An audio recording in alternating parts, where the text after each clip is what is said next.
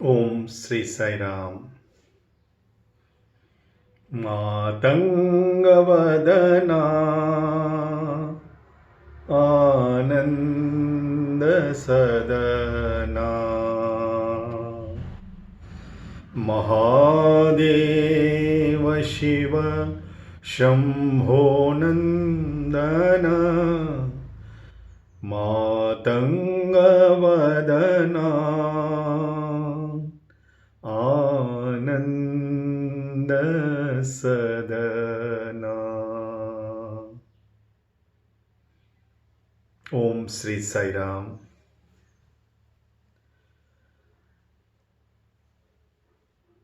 Somebody has put forward this doubt that if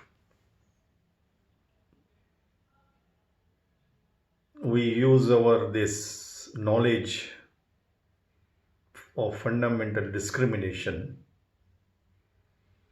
that God alone is the doer and owner of everything, then how are we going to lead our lives, day to day life, and do our business and jobs? Good question.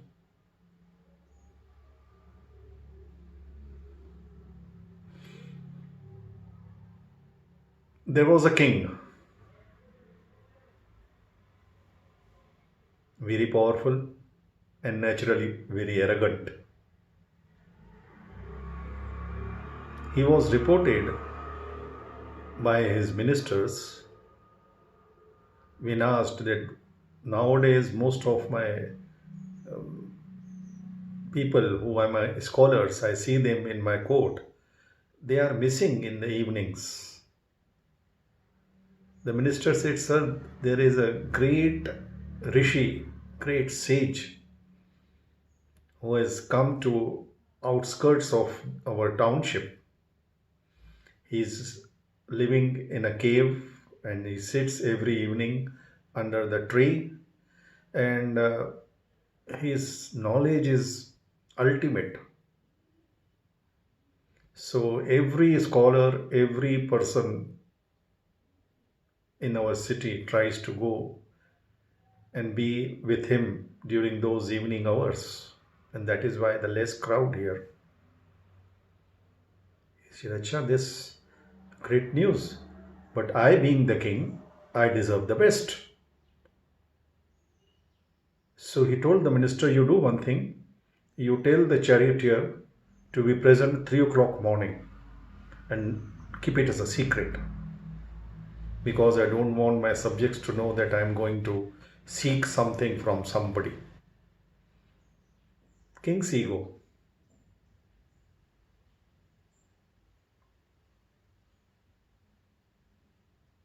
Sometimes I wonder, I told Swami during those conversations, at least the kings in those days, their egos to some extent can be justified. Even their luxurious lives can be justified to some extent because they led the country from the front in every war.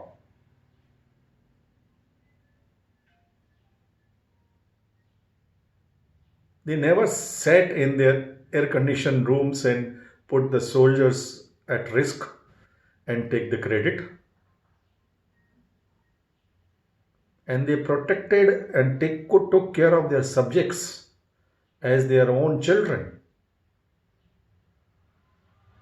And if by providing such excellent services, if they indulge in some luxury or they entertain some self ego, self esteem, to some extent it is justified. Like even wine in small quantity works as medicine to give a required kick. So this is perfectly all right. But for our today's all over the world, not in one country or one leadership,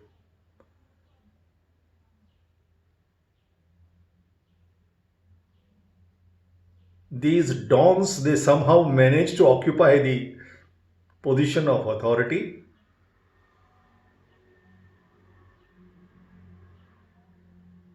and manage and manipulate the entire game from their war rooms at the expense of taxpayers' money and resources, national resources,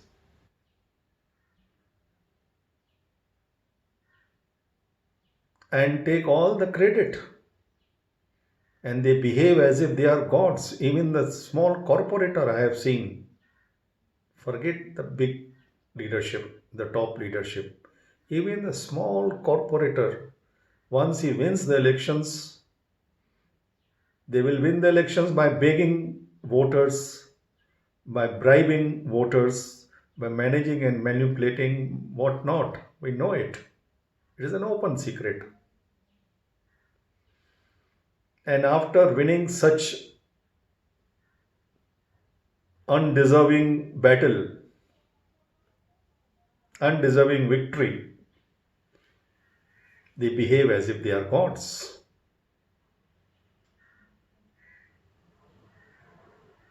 At least kings on those times were honest to their conscience. So this king, early in the morning, 3 o'clock, he and his charioteer, he did not even confide this to his queen, silently reached the place where this sage would be there. And he directly went to the sage, walking up. 3 o'clock, that sage was inside his cave doing his meditations. But the king sent his charioteer to tell him that the king has come. And he summoned him. And the great sage, the humble soul, he knew everything by his wisdom, by his vision. Those days, the sages knew the past, present, and future of the entire creation. They were pure, enlightened, and elevated souls. So he came out, and the king told him, I am king of this entire region, and I heard that you have powers to grant enlightenment to any person. So, I being the king, I deserve the best. But I don't have time because I'm all the time busy taking care of my kingdom and administration and everything. So I can't be following your so-called spiritual sadhanas. You tell me just one mantra that would give me enlightenment instantly. He was asking enlightenment instantly, like we ask instant noodles and instant coffee.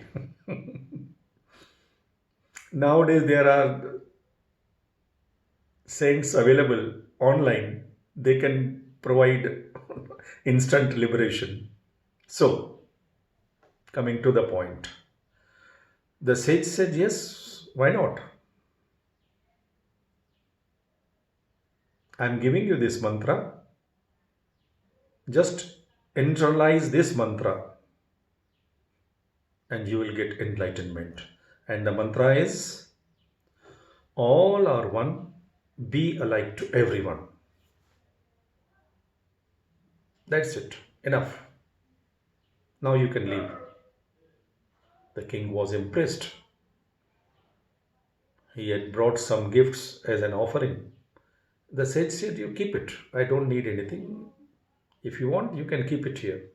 I don't need anything. So the king left and reached his palace before even his queen woke up. And immediately he summoned everybody, the queen, the ministers, the army chief, everybody, head of every department.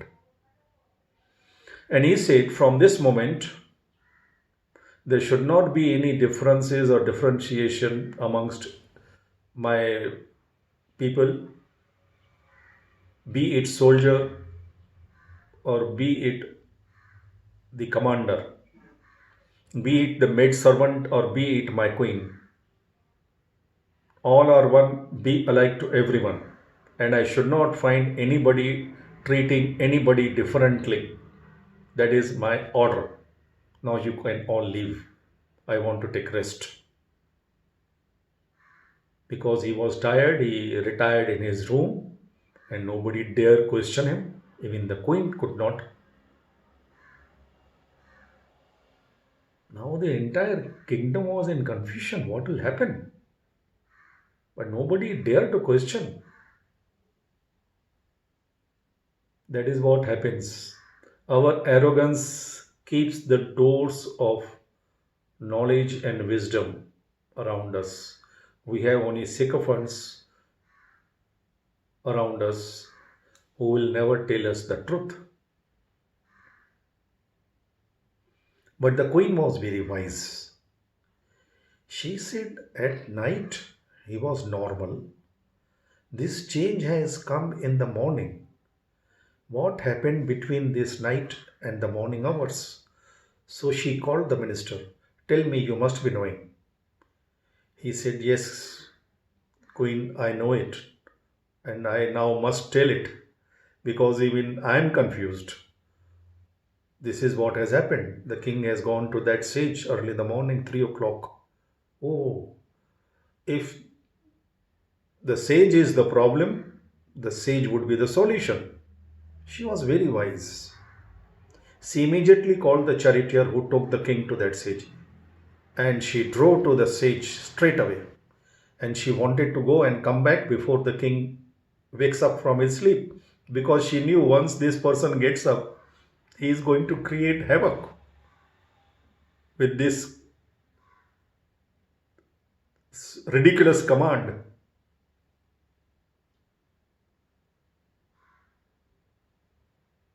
When she reached that cave, the sage was waiting for her. He said, my daughter, I knew that you would come. Don't worry. Do as I say, and you go be at peace, and send me the chariot after you have reached. I will take the issue. Don't worry at all. Don't tell anything to anybody. And don't worry, I will take care. I knew this. So the queen left and she sent back the chariot for the sage as directed. The king was still sleeping. He was very tired. He was not used to getting up 3 o'clock in the morning. After the sage arrived, the queen went to the king to tell him that one sage has come and he has come from that cave and he wants to meet you now. The king immediately got up. Oh, my guru has come, my sage has come. Oh, so immediately he summoned everybody. Go and get ready to welcome him. My guru has come. And he went as a tradition barefoot to receive his guru because he thought that he is my ultimate guru. He gave me the mantra to get enlightenment. So simple. I had to just treat everybody equally. That's it. So he went and with all due respect and traditional mantras and everything, he brought the sage to his palace and made him comfortable. And then he ordered breakfast for everybody. The queen had prepared breakfast for the sage and for everyone. And the king also, the sage directed that the entire family should sit with him for the breakfast. So they obeyed, and queen had done what sage has asked her to do confidentially. So when all the dishes were kept ready for service, for eating, they chanted the mantra Brahma Arpanam, and then the sage directed that everybody should open their bowls and eat their share of breakfast of all the dishes as kept near them. And the sage first removed the top of his bowl and took the dish in his plate, and everyone followed. But when King opened his bowl of food, the dish, what he found, stinking smell, the filth inside the bowl. Immediately he got so repulsive and angry. He said, who dare do it? He could not shout in front of the Guru, but he said, who? He looked at the queen because queen was in charge of the entire arrangement. The sage looked at him. Hey, why are you upset? All are one, be alike to everyone. Be it this halwa, the dish, the sweet dish, or the filth. All are one. I told you this mantra today morning and you forgot.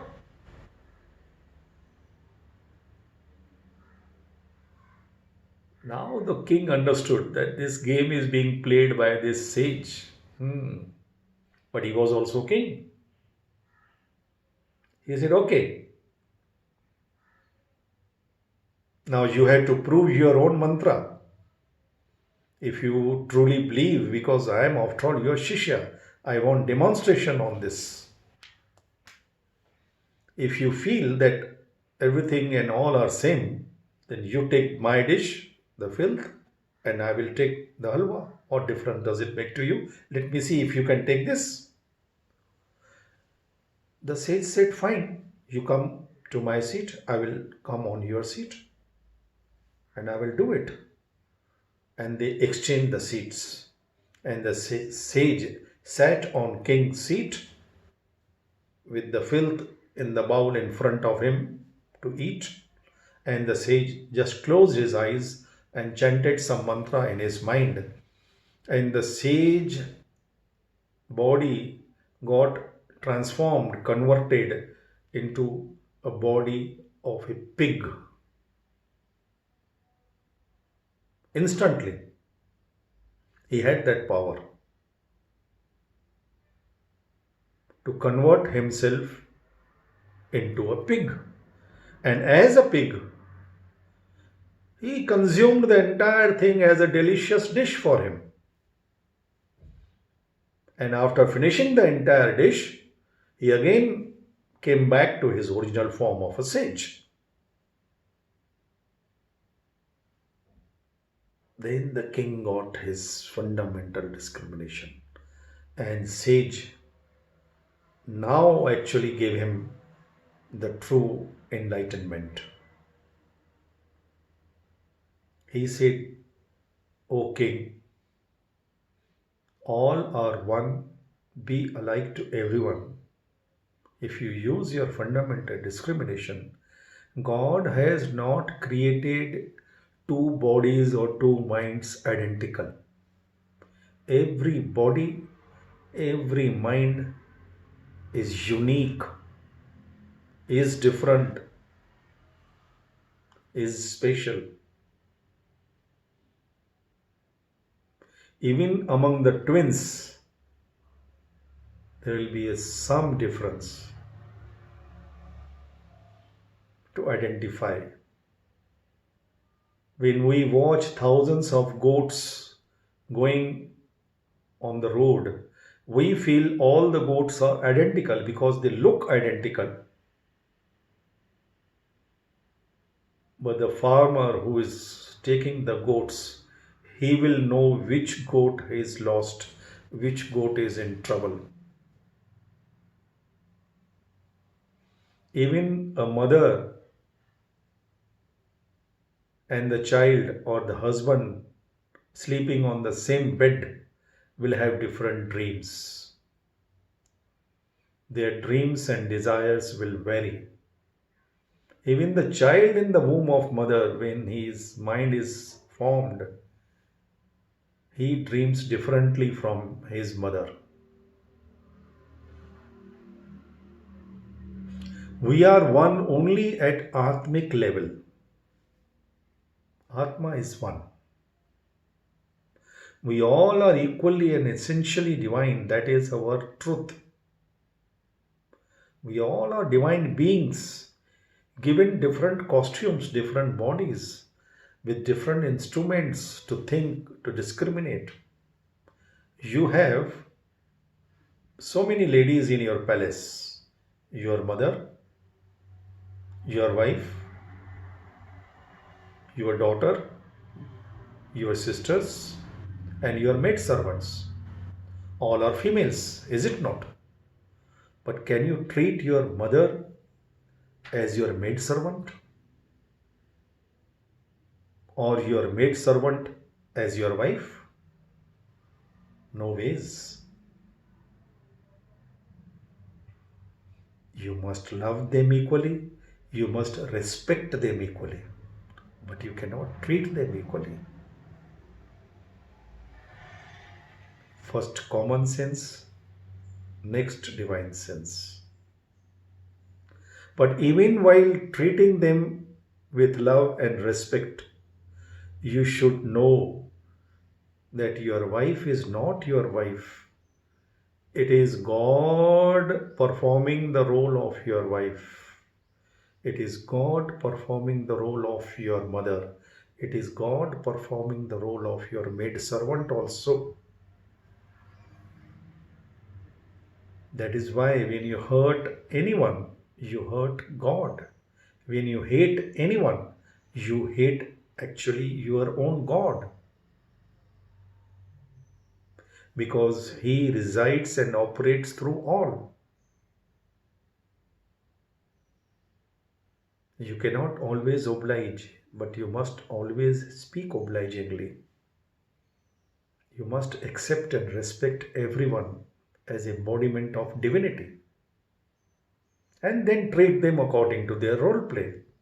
You are subordinate to your boss, boss to your subordinate.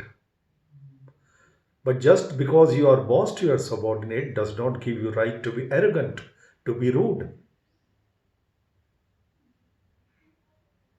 You are his boss means you have to direct them, guide them, even protect them. That is your duty, not to dominate over them. Today, fathers have become financiers. Rulers have, servants have become rulers. And everybody wants to dominate. The father wants to dominate. The husband wants to dominate. The ministers want to dominate. Dominate whom?